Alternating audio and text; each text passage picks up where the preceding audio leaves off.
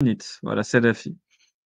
Donc au nom de Dieu, bon, bismillah rahman rahim quoi, louange à Dieu, blablabla, blablabla. Apprends aux frères musulmans que le bon Dieu a prescrit à tous les êtres humains d'adopter la religion de l'islam et de s'en tenir à ses commandements et d'éviter tout ce qui la viole. Il a envoyé son prophète Mohammed pour inviter les gens à cette religion. Il a informé, gloire à lui, que celui qui suit son prophète sera dans la bonne guidée, celui qui s'en éloigne sera égaré.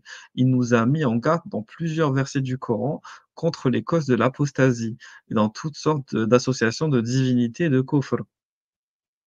Donc, on mentionnait le chapitre concernant l'apostasie, que le musulman peut devenir apostat pour plusieurs sortes de contradictions qui le rendent passible de la peine capitale et qui lui permettent de confisquer ses biens, car il est considéré comme ayant renié l'islam. Voilà, vous avez compris, on confisque les biens et on peut même le buter. Voilà. Parmi les plus dangereuses violations souvent rencontrées, les 10 que nous mentionnons, ci-après succinctement pour vous permettre de les éviter, et vos confrères. C'est quoi? Vous et vos confrères. C'est la première, c'est dit violation, c'est d'associer Dieu dans son adoration d'autres divinités. Dieu a dit, certes Allah ne pardonne pas à celui, que voilà, qui donne des associés, à part cela, il pardonne à qui il veut. Donc ça, c'est le verset très connu dans sourate Nisa, le verset 116. De même, il a dit: «Quiconque associe à Allah, Allah lui interdit le paradis et son refuge sera l'enfer», donc le feu. Et pour les injustes, pas de secoureur. Et dans ce genre de polythéisme, l'invocation des morts leur appelle au secours, leur faire des vœux et leur présenter des immolations. Voilà. Tu as pas le droit de recourir à tout ça. Sinon, c'est de l'associationnisme et c'est l'enfer. Et ça, c'est un annulatif de l'islam. OK? Comprende? Or not comprende? Je pense que les gens ont compris. Donc on continue. Donc ici, ce qu'on peut remarquer, c'est que déjà on commence fort, mais c'est pas fini. Donc la deuxième violation, c'est l'acceptation des intermédiaires entre Dieu et soi-même. Leur invocation pour leur demander d'intercéder en sa faveur auprès de Dieu en se fiant complètement à eux, celui-là devient impie, d'après l'unanimité des savants théologiens exégètes.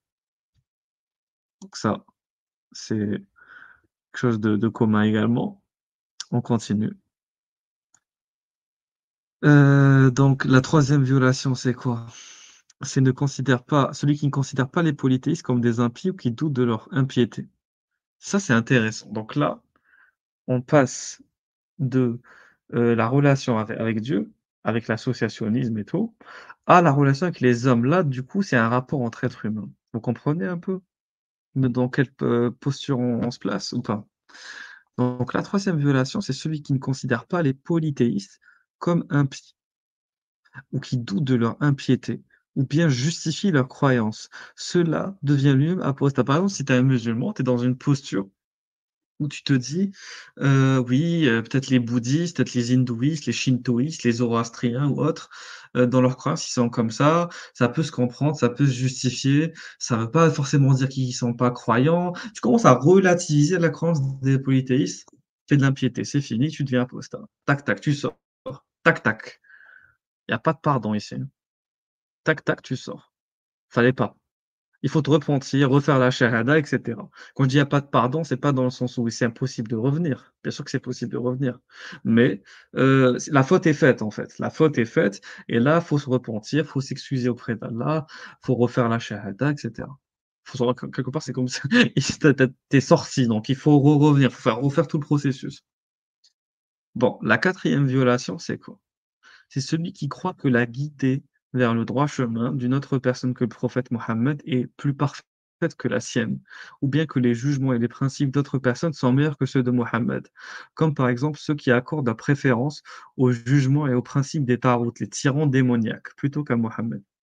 Vous savez, donc il y a beaucoup de gens qui me disent: «Régulus, c'est-à-dire quoi le terme tarout? Tu utilises tout le temps le terme tarout, on comprend pas ce que ça veut dire». Bah écoutez, là c'est traduit, non pas par moi, mais par Shir Ibn Baz, qui a enfin, en tout cas le traducteur salafi des propos de Shir Ibn Baz a très bien traduit. C'est tyran démoniaque. Voilà, c'est ce que ça veut dire tarout. Donc les tyrans démoniaques, c'est ceux qui ne dirigent pas. Voilà, c'est les gouverneurs qui ne dirigent pas selon la loi d'Allah, tout simplement. tout simplement, c'est tout, ni plus ni moins. Voilà. C'est quelqu'un qui ne commente pas, qui n'ordonne pas la loi d'Allah et qui commande une loi, qui est en dehors de la charia, voilà. Donc c'est un tyran démoniaque et en gros, on lui associe toutes sortes de qualités négatives. Donc un associationniste, un mécréant, un pervers, et que sais-je encore, OK? Eux, c'est le tarot. Et donc tous les gens qui vont préférer un principe, par exemple, non islamique à un principe islamique, tombent dans le coffre, tombent dans la mécréance, sont apostats. OK, vous avez compris ou pas? J'espère que vous avez compris, parce qu'on en est qu'au troisième principe. On n'a pas encore, on n'est pas encore allé dans le fond du fond. Ça marche? Voilà. Bon, je continue.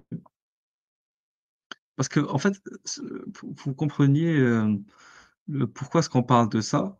C'est parce que ça sert à rien de nous parler des menaces de mort, parler des débats qu'on peut faire avec, les musulmans, si on parle pas de la motivation de ce qui fait que nous, en tant qu'apostats, on finit par parler de ça justement.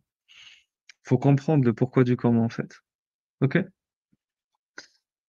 Bon, je poursuis. C'est très important de poursuivre, dans ce sens-là. Alors, donc la quatrième violation, donc on est à la quatrième. Excusez-moi, je l'ai dit la troisième tout à l'heure, la quatrième. Donc ça, c'est la cinquième. Celui qui hait et déteste, quelques principes ou préceptes de ceux que nous a enseignés Mohammed, même s'il les pratique, est aussi impie parce que Dieu, le Très-Haut, a dit dans le Saint-Coran, c'est parce qu'ils ont de la répulsion pour ce qu'Allah a fait descendre qu'Allah a donc rendu vain leurs œuvres. Donc tu dois aimer les préceptes de Mohammed. Tu dois les aimer ce que a fait Mohammed. Si tu as de la répulsion pour ce qu'a fait Mohammed, t'es pas censé, tu peux plus rester musulman en fait. Ok. Donc la répulsion en elle-même, ça te fait sortir de l'islam. Ok. La répulsion, là, on est pas dans le rationnel, là, on est dans l'irrationnel. C'est-à-dire que le sentiment de répulsion, tu es pas censé l'avoir, en fait. Tu es pas censé détester, haïr certains principes ou certains préceptes mohammediens. OK?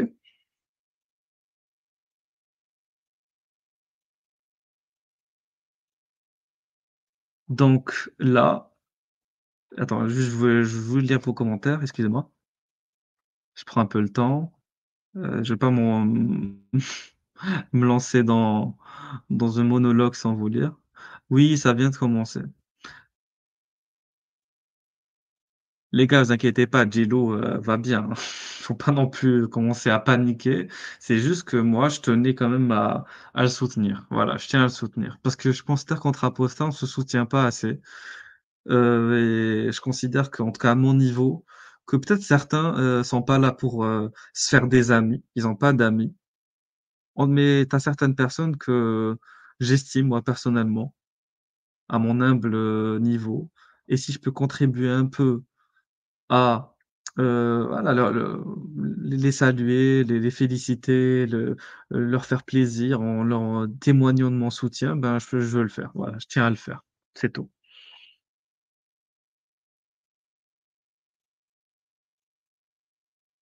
Alors on continue. Donc la sixième violation, c'est celui qui tourne en dérision quelques principes de la religion du messager de Dieu. Bénédiction sur lui, ou nie sa récompense ou son châtiment, et aussi impie.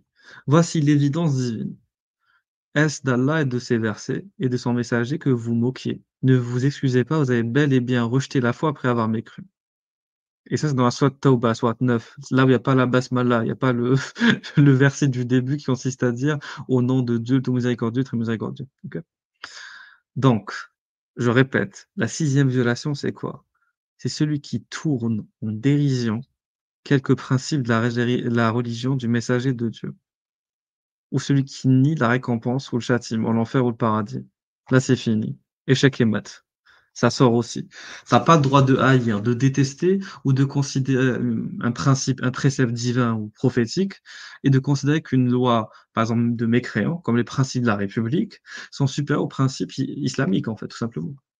Voilà. Donc, vous voyez tous les musulmans qui disent que par exemple, la loi de la République, est au-dessus de la loi, donc d'Allah, selon ces textes, c'est pas selon moi. Moi, je honnêtement, je ne cautionne pas du tout ça. Moi, je voudrais que les lois d'Allah soient compatibles avec les lois de la République. Moi, j'adorerais ça et que chacun puisse vivre sa foi comme il le souhaite, dans le respect de l'autre. Mais malheureusement, ces putains de textes et ces putains d'idéologues, macabres veulent nous faire sortir de l'islam, de force, voilà. Moi, je suis déjà sorti, c'est fini pour moi, mais pour les musulmans qui sont encore attachés à leur religion, malheureusement pour eux, selon ces textes, voilà, donc qui sont catégoriques, qui sont sans commune, comparaison, parce que là, pour le coup, c'est vraiment un code strict et purement donc formel. Il y a pas d'échappatoire, en fait. Il y a pas d'exception, il y a pas d'excuse. C'est du tac tac, direct. Salut, Chira, ça va?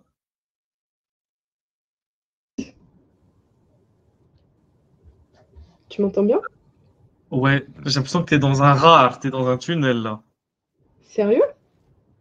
Ok. Ouais.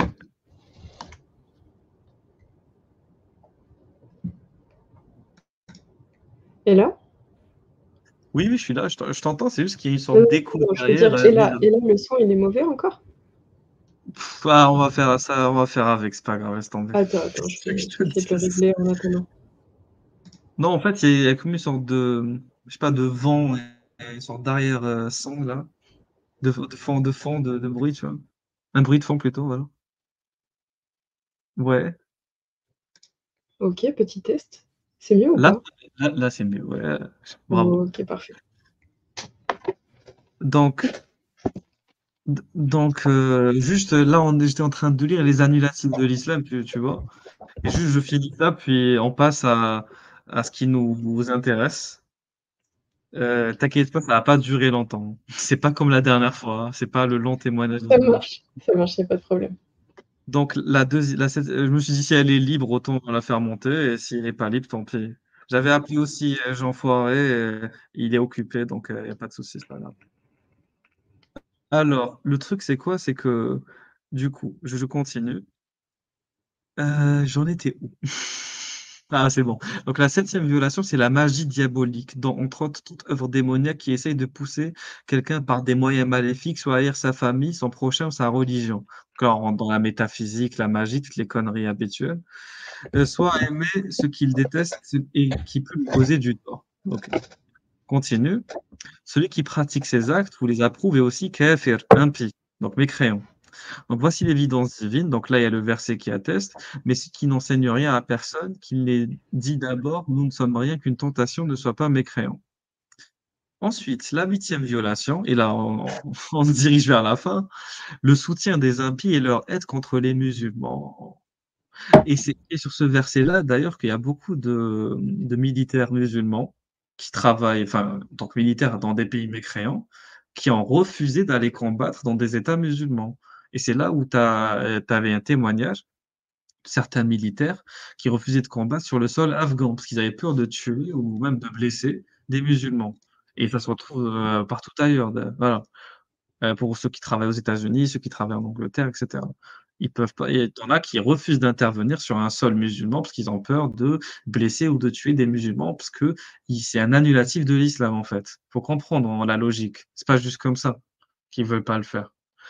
Parce que si tu es apostat, tu pars en enfer. Faut comprendre toute la mentalité, toute la logique, tout le système de pensée islamique.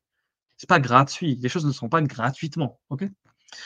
Bon, la neuvième violation, c'est quoi? C'est celui qui croit qu'il est possible à certaines gens, enfin certains gens, putain, ils peuvent même pas traduire comme il faut, de, de se passer, putain, avec un S, de se passer de la religion et de la loi de Mohammed, devient lui-même apostat.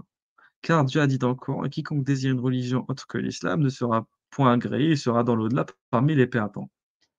Et la dixième violation, c'est celui qui évite la religion de Dieu, s'en éloigne, s'y oppose, refuse de l'apprendre et n'agit pas selon ses préceptes, et aussi impie. Voici l'évidence divine qui est plus injuste que celui à qui les versets d'Allah sont rappelés, qui s'en détourne? Nous nous vengerons certes des criminels. Donc toujours dans le discours de la vengeance et tout, hein. Vous connaissez Allah, la vengeance et tout, c'est un peu sa mentalité. Dans toutes ces violations, aucune différence entre le badin plaisant, le sérieux et le craintif. Vous comprenez?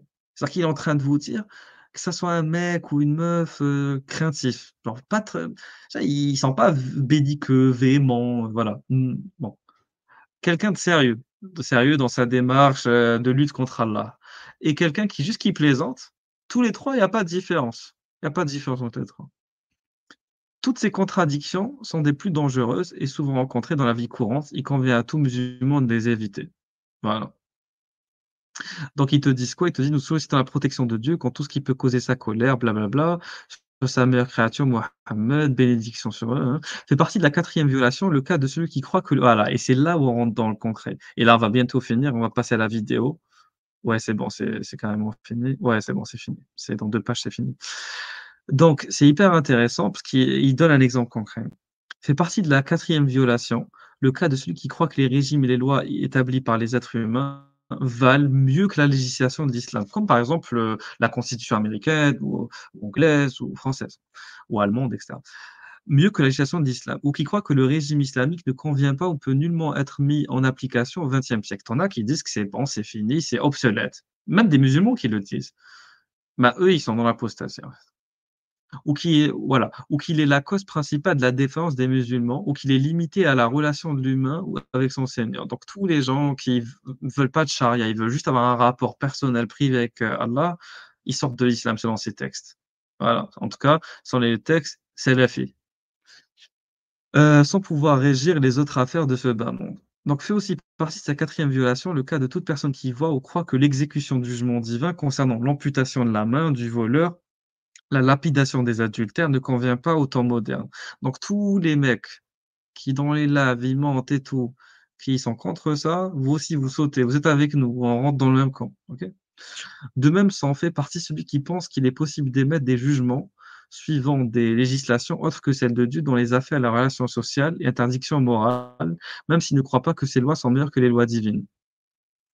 Donc le simple fait de dire que tu peux émettre des jugements autres que celles de Allah, pas qu'elles sont meilleures que Allah, juste autres que celles de Allah, juste en parallèle comme ça, et ben ça, tu sautes aussi, tu es avec nous, allez, tu es dans le camp des apostats, tu es dans le hangar.